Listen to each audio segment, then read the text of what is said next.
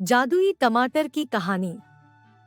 दया नाम का एक गरीब किसान था जो हमेशा अपने खेत में काम करना पसंद करता था। उनकी इच्छा थी कि वह प्रसिद्ध किसान बने।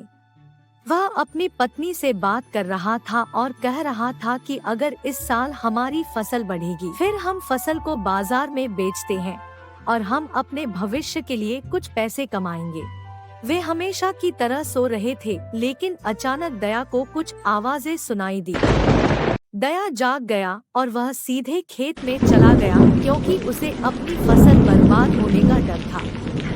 जब वह खेतों में पहुंचा तो उसने देखा कि गांव के सभी लोग रो रहे थे, क्योंकि उन सभी की फसल बर्बाद हो गई थी। दया ने अपनी पत्नी से पूछा कि हमारे यहाँ कितने दिन तक भोजन रहेगा। दया की पत्नी ने कहा कि अब हम जो भी खाना खा रहे हैं, यह हमारी आखिरी खिचड़ी है। दया ने अपनी पत्नी से कहा कि वह उसे कभी भूखा नहीं रहने देगा। मैंने अपनी पत्नी से वादा किया है कि मैं उसे भूखा नहीं रहने दूंगा, लेकिन मुझे नहीं पता कि मैं अपना वादा कैसे पूरा कर पाऊंगा। मैं अपने पड़ोसियों की कैसे मदद कर सकता हूँ? उनके बच्चे भूखे हैं, मैं दुखी हूँ। मछली रानी सब सुन रही थी। मछली रानी अचानक दया के पास गई और उससे बोली कि तुम एक सच्चे इंसान हो। मैं एक बार आपकी मदद करना चाहत हूँ, लेकिन आपको मुझसे वादा करना होगा कि जब भी किसी को जरूरत होगी तो आप हमेशा दूसरों की मदद करेंगे। दया ने कहा, मैं हमेशा दूसरों की मदद करूंगा और हमेशा वफादार रहूंगा। बढ़िया। मछली रानी ने कहा कि मैं तुम्हें वही दूंगी जिसके तुम हकदार हो। अब आपको घर जाना चाहिए। आपको घर पर एक अज्ञात पौधा मिलेगा। वह पौधा आपकी जिंदगी बदल देगा। मेरे साथ जो कुछ भी हुआ वह वास्तविक होना चाहिए, यही एकमात्र आशा है जो मुझे मिली है। दया को विश्वास नहीं हो रहा था कि उसके साथ क्या हुआ। जब वह घर पहुंचा तो उसने अपनी पत्नी से पूछा कि यह पौधा उसे कहां से मिला। दया की पत्नी ने कहा कि उन्हें नहीं पता, कि वह सोच रही थी कि दया यह पौधा घर पर ले आए। दया ने अपनी पत्नी से सारी बातें की, झील के पास उसके साथ जो कुछ भी हुआ।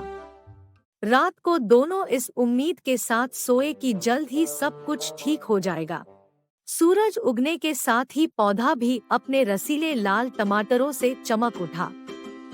एक ही रात में रसीले टमाटर के पौधे पर लटके हुए थे। दया और उनकी पत्नी ने पौधे के सामने माथा टेका और आशीर्वाद लिया। फिर दोनों ने अपनी सफलता की यात्रा शुरू की। उन्होंने सभी अच्छी आशाओं के साथ टमाटर के बीजों को खेत में फैलाना शुरू कर दिया और बंजर खेत उपजाऊ में बदल गया। वे अपनी सफलता देखकर बहुत खुश हुए।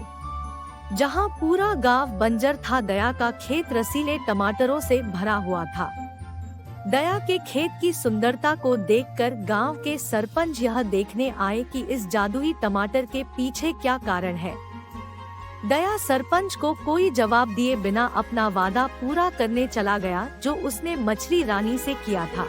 दया ने सभी ग्रामीणों को जादुई टमाटर के बीज दिए और उनसे सब चर्चा की, कैसे कड़ी मेहनत और दयालुता भाग्य को बदल सकती है। निराश लोगों ने अपने परिवार के लिए रोटी जुटाने के लिए खेतों में कड़ी मेहनत करना शुरू कर दिया और अब गांव की बंजर भूमि रसीले और रंग बिरंगे टमाटरों के बगीचे में बदल गई है। अब दया और उसकी पत्नी योजना बनाने लगे कि कैसे ये रसीले टमाटर पूरी दुनिया तक पहुँचे। दोनों जानते हैं कि समस्या कभी भी आ सकती है, लेकिन अब उन्हें भविष्य की समस्याओं के लिए तैयार रहना होगा। दया और उनकी पत्नी भोजन और संकट के महत्व को जानते और उन्होंने अपने जादुई टमाटर दुनिया को बेचना शुरू कर दिया। गांव के लोग भी टमाटर बेचने में हिस्सा ले रहे थे। अब उनके पास करने के लिए बहुत सारे काम थे और वे हमेशा खुशी से रहने लगे।